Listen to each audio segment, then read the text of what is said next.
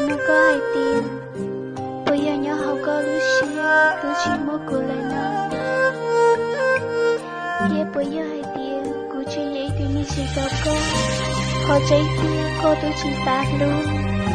Cô trở lại đa cũng một học nó học mong một học đi. Cô như chỉ luôn bây giờ năm. Bây giờ chỉ luôn họ chỉ kia cho cô. Ê yo che cô anh hay nhớ cho linh ngô. Cô là nhớ cho lúc cô mất liều. Cô yi bao tiền cô yi ít hơn chỉ cho cô. Nếu tôi chỉ muốn đi đã chỉ nhớ cho tiền nó cho cô. Chỉ xa luôn kia cho cô chỉ tôi share cho cô. Cô yi bao tiền cô có một thêm. Cho hai tiền mấy nữa. Cô mua lại chê cô ý share.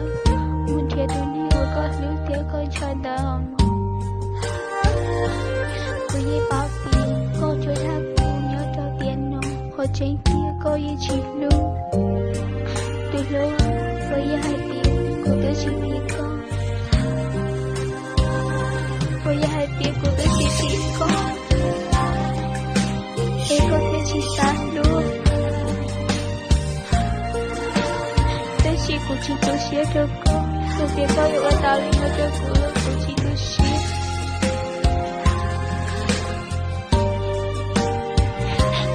Từ giờ mua lại mà nhớ con nữa. Và có mà muốn thiệt tôi nên con luôn. Con thiệt mấy nữa từ. Con mình thiệt tao đến hệ của con lưu thiệt con nhẹ nó chết. Con chỉ thâu ở đó nếu tôi share dạ thì khâu ở cho cô. Nếu con muốn tôi tao như lịch chứ. Chú con lưu share còn đi. Lưu rồi nữa.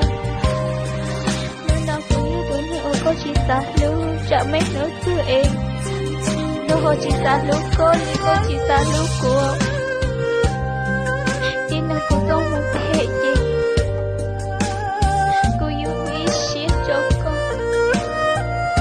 Tới khi cô yêu chỉ lỡ lấy cô nào. Chả hãy biết cô yêu con cũng lo lắng. Yêu chỉ lỡ lấy cô. Là cô yêu chỉ lỡ lấy cô là tiếc. Chả hãy biết cô yêu chỉ phải dạy cho cô. Em muốn nông em muốn yêu sư lý chỉ muốn là người đã chỉ. Là cô chỉ tôi share. Thảo có mỗi có lưu này cỡ rồi rồi. Cô mà lại quay share từ lưu. Cô yi bao tiền cô cho một thể.